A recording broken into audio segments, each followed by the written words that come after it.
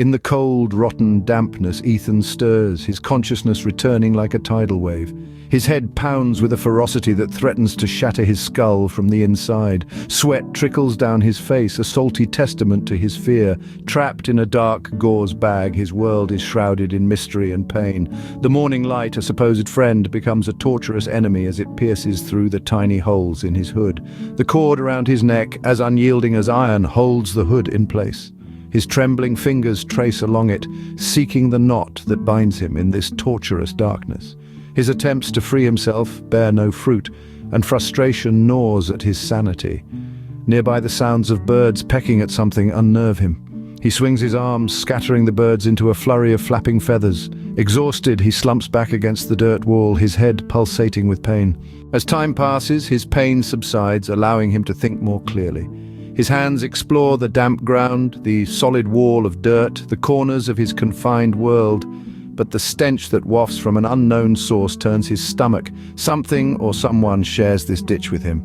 He calls for help, but his pleas are muffled by the hood, swallowed by the silence. His hand brushes against something in the dirt, something unmistakably human. The contact sends him scrambling back, his heart pounding in his chest. He calls out again, but his words echo back at him, a mockery of his desperation. He waves his arms, scaring away the birds that have returned, leaving him in solitude once more. Confusion clouds his mind. How did he end up in this ditch? He has no memory of how he got there.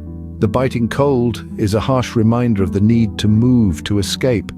But with the hood still tied around his head, he remains a prisoner. His attempts to free himself are thwarted by the numbing cold. A shocking discovery leaves him reeling. His groin is covered in tape, a catheter tube running down his leg. His scream of horror is met with an explosion of pain in his head.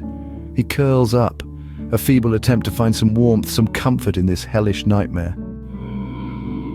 With a calmer mind and warmer hands, he tries again to free himself from the hood. His fingers trace along the cord, finding the knot. He works at it, battling the returning numbness in his fingers. His attempts finally pay off. The cord loosens and he manages to pull the hood off his head. His world is no longer shrouded in darkness, but the light does not bring the answers he seeks. The question remains, what has happened to Ethan? And more importantly, how will he escape this nightmare?